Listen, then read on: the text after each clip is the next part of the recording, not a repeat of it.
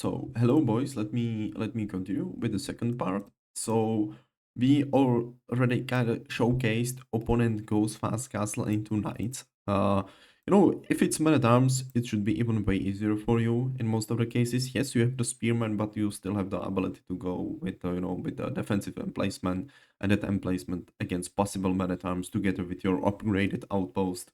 Uh, yeah, going many times completely useless. But let me showcase another game. Doing this strategy, opponent this season 950 elo, season ago 800. But of course he didn't play enough games. It's possibly some sort of smurf, I would say. Oh yeah, he's beating quite decent players, as you can see. He's playing a lot of the civilizations, so yeah, pretty decent opponent. I would say that 2000 elo opponent definitely if he just played a little bit more games. So yeah, let's straight jump into the game. So in this game, as you already know, we are playing Sengoku. Sengoku, very strong civilization. Most importantly, because all of the food bonuses they can get. The Yatais are just goated and there's really almost close to nothing what you can do in order to punish them. I don't want to speak about build order in depth, you can see it's all the time the same. If you really want to focus on this, you can watch the replays yourself, or you can just, this is very important for you. As I told, 1, 1, 2, you can shift click to trees and then until the age up, you are rolling just onto the ship.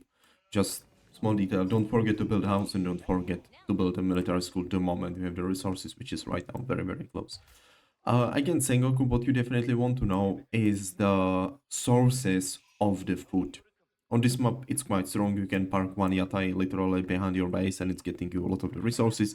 Second yatai here to touch the berries and touch the sheep. So you have like two very well secured yatais which are still giving you pretty good income. You can see that he already parked his first yatai here next to the boar, which of course should be your primary target in most of the cases because it's giving you 60 food. But for example, this one 48. So still pretty decent.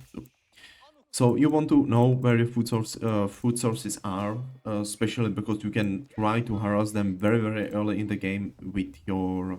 You can see that he moved the yatai a bit, so even some of the berries here are in the range. Yeah, and this is the first move. You can see I've realized I have 3 workers in the queue, so I put a queue here and I moved 3 of them to get the wood because right now I need a lot of the wood. Possibly 2 stables, barracks, another military school, and the blacksmith. Uh, it will be here, not here, from what do I remember. Yeah, these guys. What I like to do is to have a control group for 4 of them. Like this. Then click here because usually the bush spawns here, like top right corner, and this guy goes immediately back. You can see that he's shift click to go back on the ship. So yeah, I just want to know where I should send this spearman, and you can see I'm immediately sending the spearman here. He realized, I don't know how. I think it's because the Yata is, again, it's completely unbalanced unit. It has too many HPs. It should be like, I would even say 200, not 370. It's just stupid. It's moving too fast. 0.88 is just too fast. And also for some reason, it has quite pretty decent sight range, which is bull, what bull S word. So he tried to hide it here, but luckily for me, I was, going this direction with the scout. You can see here it's scouted. So I've noticed that he's moving somewhere and I made a conclusion that he's going there. As far as possible, I've spotted this Yatai as far as possible from his TC. Do you think I will be able to kill it before it goes back and reaches, like, safety? Of course not. Of course not. But yeah, it is what it is. Build otherwise, I have 2 stables already. Immediately 2 Sipahi into the queue in order to deny the best food sources from him. I was wondering entire game where the boar is. And the boar, for some reason, is not showing on the minimap. Should be here, but it's not there. It's not even like showed here, the model of it. I don't know why. But okay. Um So I want to use these two Sipahi to harass the Yatais, of course, and if he's gonna, be sending them to some close spots, like here, where I cannot do anything about it because it's in the range of the TC, I can still try to be at least annoying on the cold or somewhere. But of course, his map spawner, as it is very, very good. Back food sources, back gold, basically back food, so literally not that much I can do. Only thing I could maybe again deny the food sources like this from him. Not even to full HPs, by the way. He didn't pay attention to the scout, which why not? Let me get it right here again. I'm just trying to be annoying, forcing me to some idle time, yada yada. And you can see that all again, since I have all the buildings ready, which I wanted to have, I have shifted the villagers yet again more heavily onto the foot, more heavily onto the gold. Now you can see the split of the bills. So I want to go Castle Age as well right now. Because in most of the cases, players are just, going fast castle behind it. What if he decided to go aggression? I would just make an outpost there, probably even like palisade wall, maybe, and I would still go for the age up, honestly, because this early in the game it's very, very difficult to try to punish your opponent. Especially as you can see, I'm still mining the stone. I need 20 more stone to get both upgrades on the outpost, so yeah, pretty good. Here I've killed a villager and I've forced him to cancel the stables. Now I see the stables, so I know what is coming, right? I know it's gonna be, again, knights, because the synergy going knights is just very, very strong. Are getting a lot of the gold, a lot of the food, so yeah.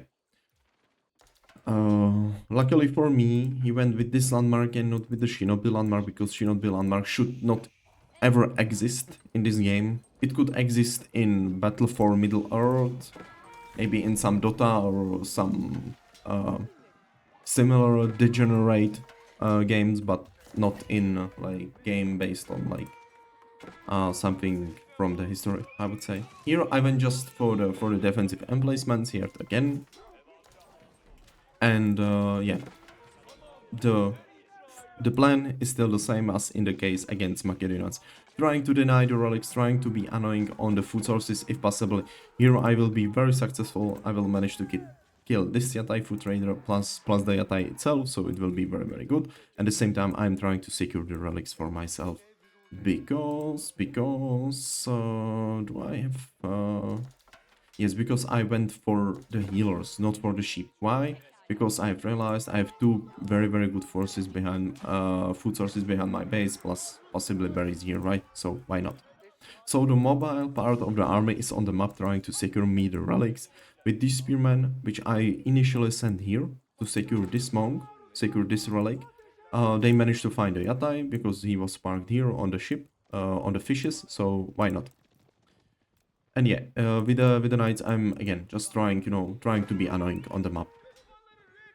Maybe trying to find some yatais, maybe trying to support the monks again, but already I'm on 3 relics, so I'm quite happy with the result. Here I've managed to find villagers, so I will kill 3, I think. Yes, 3 villagers down, and here I've seen his monk, so I avoided the Vululu and then I attacked the monk on the way back. Not sure if I will be able to kill this Yatai right now. I think I will. Yes, so that's second Yatai down. So I would say economic damage from my side way better than from his, considering which strategies we are playing. Here he is again trying to do some eco damage to me in return. I'm taking a look at this. What's maybe a mistake here is not having this upgrade already. I should have it, definitely. Yeah, and maybe I could make this a little bit sooner as well. Yes, I'm making it now. Okay, pretty decent. But what's important for me right now is just, to be spending the resources. You can see, again, that the difference between the moment I've hit the gas ledge and right now is that I'm way more heavily on the wood. Again, the reason for it is that I will need a military school. Very soon I will need a second military school. I will need to start making, one outpost here, second outpost here, if needed, right? And possibly, for example, 2 archer ranges as well, which is, all of this is very, very, very, very wood heavy, right? So yeah, right now I'm just here chilling. I think I will go here with the monk. What's very, very good, you can see how, like, one third of my army is badly injured. I can heal them very, very easily. Here I see archers, but so far it's only 3 archers, so I really don't care, honestly. Because here I see my army can beat his army.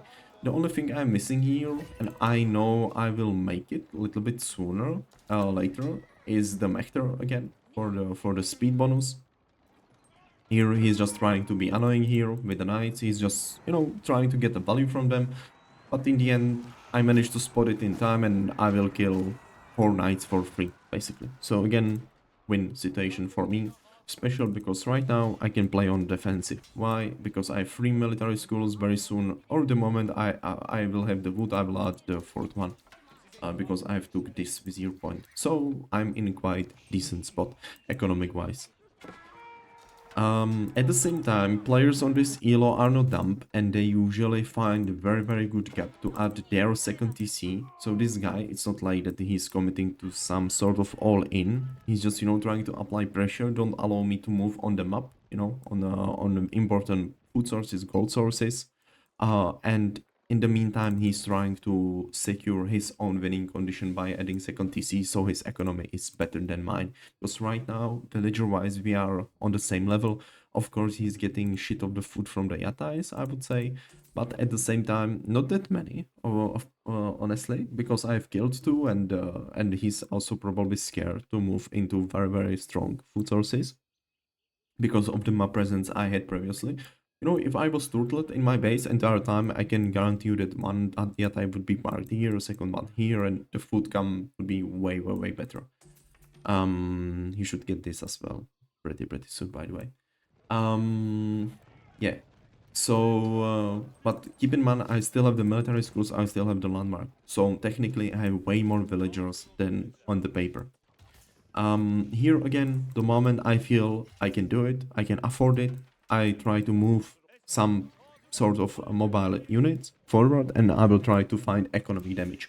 What to do with the remaining units is that I'm trying to secure the only exposed portion of my economy, which right now, because I just run out of the gold, I have 3 relics, yes, but here we can see I'm starting, my plan is to start spamming Janissaries, because why not? Because again, this is the good part in the game that where you will not be lacking the food, because the Janissaries are gold heavy and I can afford to, to just be spamming a lot of the gold unit. I'm moving here because of the gold and the berries, and at the same time, the economy here is quite secured. So even if he try to push like, like this, just he would ignore this and he would ignore this, he would try to push onto my economy. I can either run away and or go like in the direction with my units, or at least garrison some of the villagers. So that's pretty important. Yeah, and here, this maybe will be like one of the last nails into his coffin, because here again a lot of the idle time, some workers killed, not sure how many, honestly. Well, if it was like 4 or 5, but he's forced to be at the home with the army. I got very good intel, I knew about the second TC, and now I've decided, okay, now it's the time to go. I will just make enough Janissaries. I'm not sure if I will wait for this Vizier Pond in this case, but here I've decided to just go inside of his base with the army. I'm taking one monk together because again, because of the AoE healing, you can see you're gonna get very good value from the monk. So yeah, don't forget to bring him as well. And yeah, here I was just annoyed for some time because I was surprised how quickly his army is moving. You can see all of this is very slow. Yes, this is managed to keep up the pace, but the archers are still very fast, right? So the Janissaries, they they are trying to fight entire time, but they didn't manage to shoot a single shot yet. So I was like, oh Jesus, just stop and take the fight. Don't run like a chicken. And here is the fight, which I'm gonna win, of course, because you could see that the game was won in the end. What you just want to do here, definitely, again, trying to micro range units. So they are not shooting at the buildings, but they are shooting at the units instead. Here I'm going back. I was like, okay, let's torch down these, outposts first, and then we will deal with the army. Yeah, you can see the sprinkles for these situations. They are very, very, very, very good.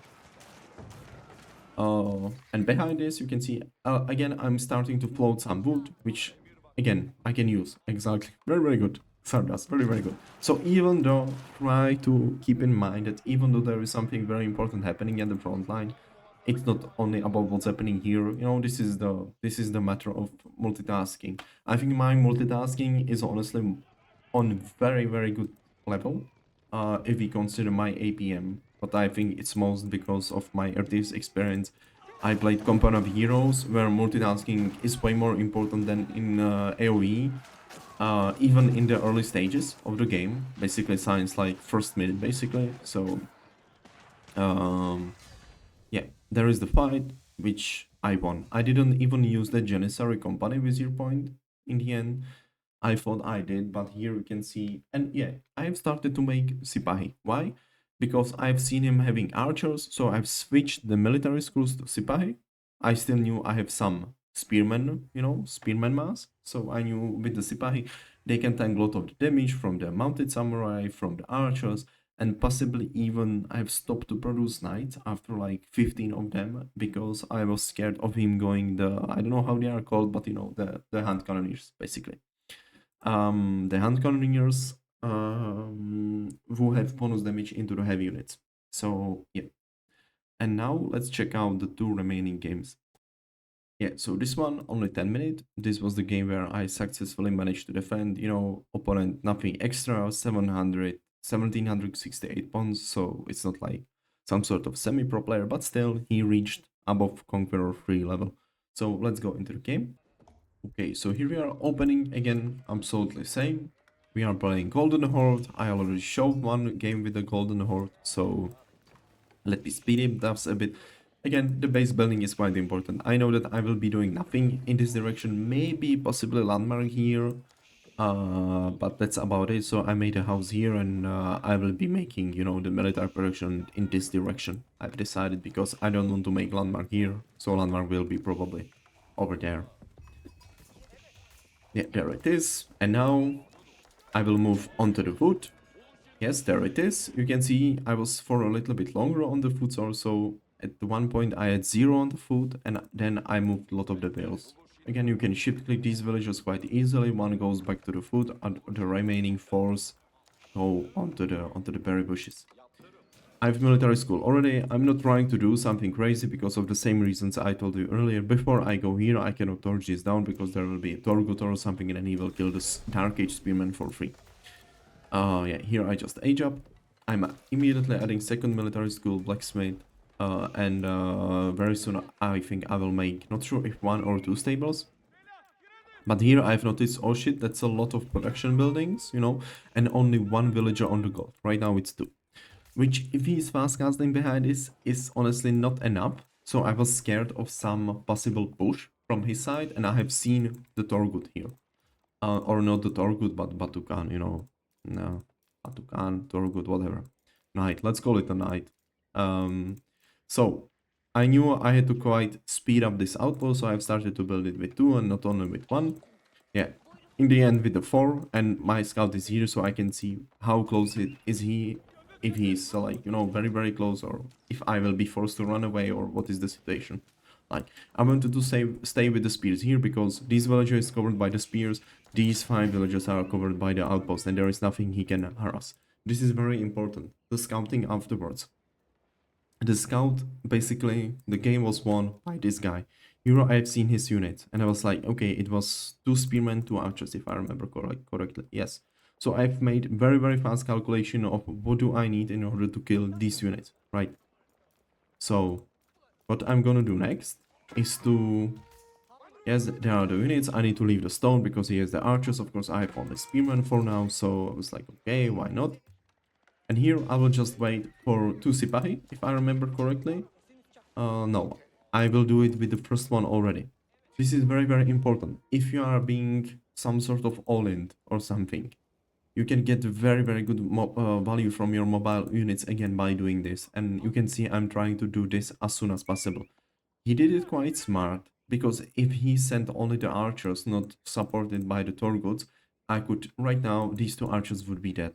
I could kill them, I could pick them off. This is the most, but like, typical for English, for example. Like the train of longbows, sometimes spearmen going, walking. They are not making spearmen as fast as the longbowmen, so very, very often you can see some longbowmen going alone or something, and you can quite easily kill them like this. Don't forget to shift click. Here you can see I've targeted this guy because I've noticed the Torgods are quite far away from them, so I've targeted this guy, and this guy is shift clicked as well. And my only concern in this game, honestly, are the archers, because if I kill the archer, suddenly he has nothing to kill my spearmen, right? And if I kill his archers or if I delay him long enough by killing the archers and securing myself, because of you know, there is no counter from his side to spearmen. If we manage to kill the four archers, I'm in a good position. Why? Because you can see I already shifted the villagers. I did this upgrade on this outpost so he cannot, just be annoying with the archers if he tried to do so. And if I manage to defend this initial push, you can see I'm almost halfway towards Castle Edge, right? So again, our position will be very, very good, very, very strong.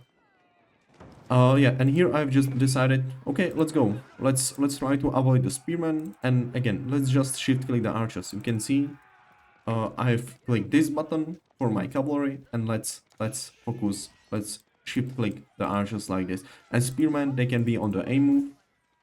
He did a small mistake by leaving this unit in the range of DC, so I garrisoned for some time, and that was it. I've killed his entire army, and I don't think I've lost a single unit in this fight. Maybe I did. I didn't. Zero destruction value. So it's a complete destruction if you think about this. He didn't even realize it was so good.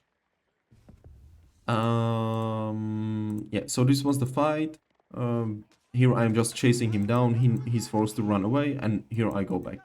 I've decided to go back. I've took a sheep vizier point in this case because I was scared. If he goes complete all in, maybe I will run out of the food source and suddenly I might be in a trouble.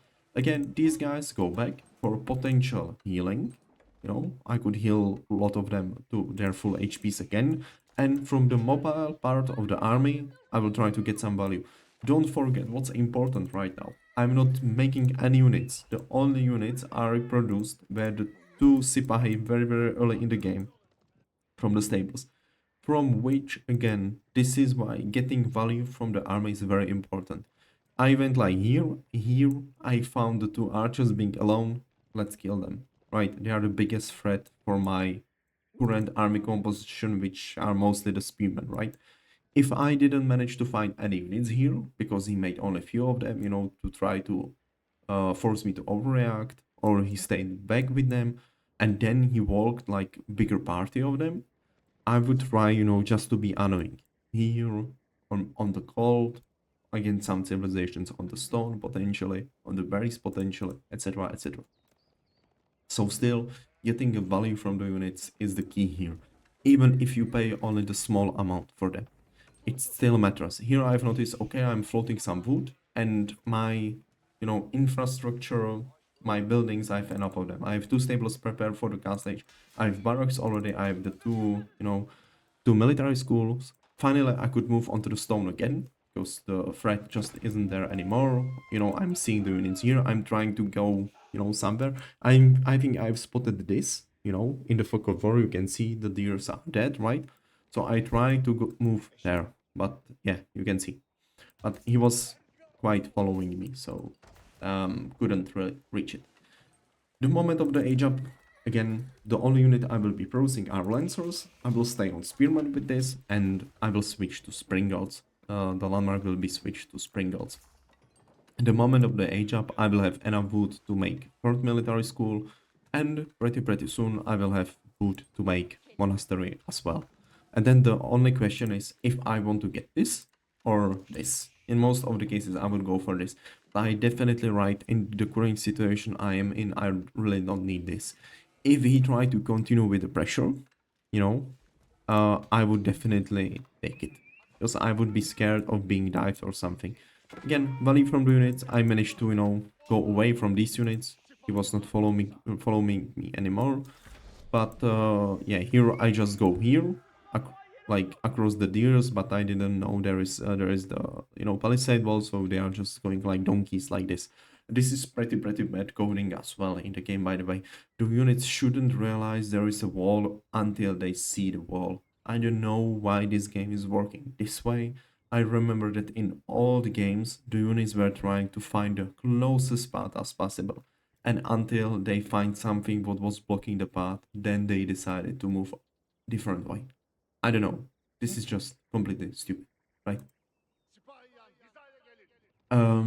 So yeah, here we are age up. I already switched to the spring guilds. Very soon I will add the knights into the queue. Yes, I just added them, but opponent taps out. Why? Because he knows I'm Ottoman, he lost with his some sort of all-in, and I've all my civilization tricks are in my sleeve. Um, he could try to drag the game, but the game would for him end even worse than for that previous game against Golden Horde ended. So yeah, it's good that he wasn't prolonging the game. Okay, so now let's take a look at the last game, which is like Dark Age Aggression. So here the opponent 862 points. In some previous seasons 1900. Here he didn't play that much of a games for real. Here 1900 as well. Then he fell down probably because he was inactive or something. So yeah, 1900 elo player. Let's check out the game. Okay, so here we are in the Aggression game. Of course, I didn't know it yet, but you can see how important, again, scouting is. Maybe here I was a little bit lucky, but I don't think it's a luck. It was more like that I still want to be 100% sure. Bang. Now I see this, right? Why would he do that, right? He wants to make an Arcade Spearman or something and try to harass me on the resources. My idiot response, instead of staying with the verges like this, because I know if I stay like this, I wouldn't get 100 gold, which I need for the age up in time before he arrives with the units, right? So I've decided, okay, let's just move the villagers on the resources which I need. For example, this guy goes there in the initial build order. I'm with only one villager on the gold for super long time until like 6 minute mark, and I've moved way more villages on the stone because I knew I need at least 200 stone in the feudal age. If I get some extra stone, it's still good because if he follows up with the feudal age aggression, I will definitely get very good value from the extra stone I mined to upgrade the outpost, right? So now I'm just chilling, I have the gold, which I needed already, so that's pretty decent. Don't forget that usually you don't need only 100 gold, but you need a little bit more in some cases, with the Abbasids to get technologies from the House of Wisdom, uh, to upgrade your Dark Age Spearman, yada yada. Um, so yeah, here maybe what's worth it to note is that if something like this happens and there is a lot of the Dark Age fighting, don't be usually scared to trade out the HPs of your units. Why? Because you can easily reheal them, right? That's something your opponent cannot do. Here he finally forced me out of the stone, and this is what I was talking about right now. Maybe sometimes you can be successful with like debating him under TC, so it's very good to still have your villages prepared, if that's gonna be the case. Yes, but he really paid attention to this, so not working. Again, same situation as on all the previous games. Adding second this. Here archer ranges just to get rid of the spearman. Just to make one, maybe two archers. Don't overcommit. One, two archers, and that's it. We don't need more. And I have buildings already, and here already I'm starting to shift towards the resources which are gonna give me like the access to age up into the castle age. Here I've spotted him to be on the deer, so again important work with your scout, not being idle in your base, still trying to find the ship, and afterwards trying to see what is your opponent doing, trying to see on which resources he is he heavily on the gold, is he on some exposed resources, yada yada. Here I already moved the villagers because my production is ready, so why not? And yeah, here I basically forced him to move away from the deer, so it was very ineffective from him because he moved there, then he moved back, you know, pretty annoying. At the same time, the rally point of the newly produced spearman is here. There is the healer. Instead of that he managed, you know, to injure some of the villagers, they are immediately re-healed. And at the same time, still you can see how small my army is. The only units I paid for are the 2 Sipahi and the 2 archers, but I'm still trying to get the value from them. This is mistake, the outpost should be here, but nothing critical, of course, and I see him aging up already, exactly as I predicted. And I came into conclusion that the situation will be just same. He will be just spamming the radaries, which we already saw here. I will just speed it up right now.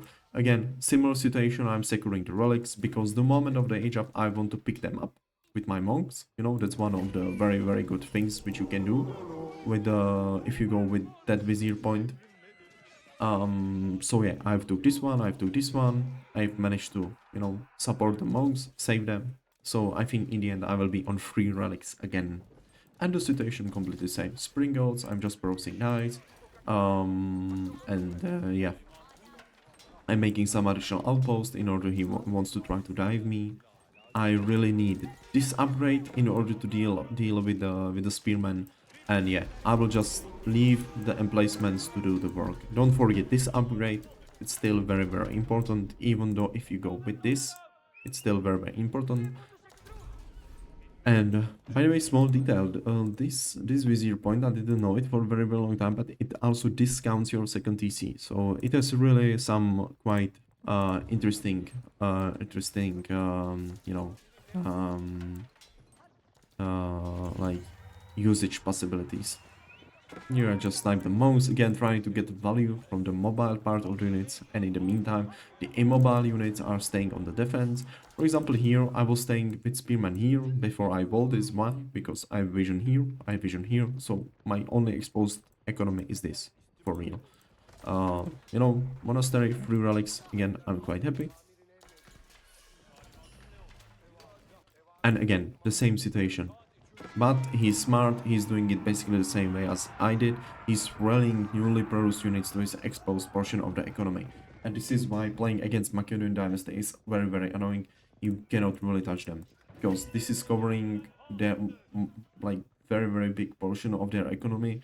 And afterwards, if they are securing something with the units, or they still have access to this and to Mangonel emplacement, which is the best emplacement in the game, then it's really difficult to try to harass something. I want to end the video after the first fight, just to show you how strong the Ridaris are. But yeah, I'm spamming. I'm still getting the free Spearman, you know, because I see it's on the Ridaris for now. I'm not switching to the Sipahi. I started to add the Janissaries. I still have the knives which I produced, but for now it's only Janissaries, for example, right now. Now it's an upgrade for Sipai. I was like wondering, should I get them? Yes, no, yes, no. And there very soon there will be the first fight. The one big mistake which I did.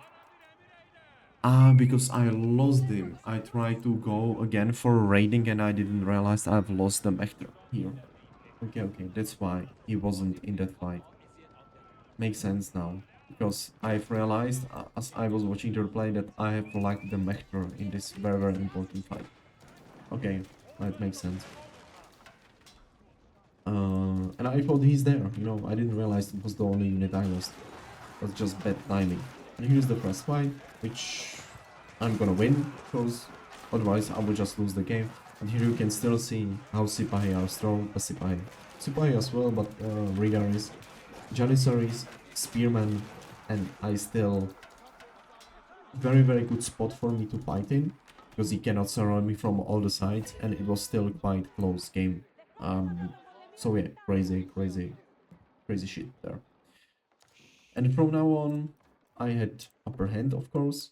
Why? Because before we took this fight, I also managed to drop down second DC. So I knew if I'm gonna survive this fight, I'm in a completely winning position because of the military scores, because I'm Ottoman, better late game potential, free relics, and second TC. I have everything in my hand. I had to defend here though because this is very important. This is very important. So yes, I might still try to move on to different side, but the problem here with the map spawn is that if he denies this side from me, this is also the reason why I think he wanted to try to start mining the stone, because he knew how important this part of the map is for me. If he denies this part of the map, it's completely GG, because I can, there is no gold on the opposite side. It's not like for him. If I deny this from him, he can still move at least here, right? So yeah, this would be the game. Yeah. So we went through Dark Age aggression, through some sort of Feudal Age aggression, into Cast Age follow-up, and most importantly, into games we showcased fast castling, facing fast castling strategies, which are the most common ones on the ladder, I would say. Okay. Here I had a very, very good game against Chaos. For example, Iobit's very, very annoying, very, very strong civilization to deal against. It was fast casting, but I basically did the same. The only difference in this game, for example, was that I switched to Sipais way, way sooner. Why? Because he had Archer Ball, which is common for Iobits, and he had the Mangenix, which is also very, very common. So I had needed some units to kill the Mangenix. This guy is one of the best players on the ladder, over 2000. Here he played only a few games, 900, 1920, 1800 here. He's one of the best players when it comes down to, and he's playing only Abbasids and Ayyubids, or not only, but most of the time. So this guy is very, very strong with these civilizations. We can see positive win rate against Hess, Starfark 50-50 against Chuck.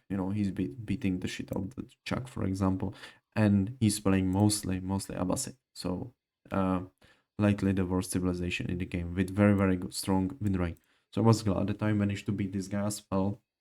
Honestly, with this win rate, if I wouldn't include mirrors, which I'm leaving at first minute, or games on the Indian server against Meomaika, which is just, I want to leave the game the moment the game starts, because for us Central Europeans at least, playing on the Indian server is disaster, to put it at least.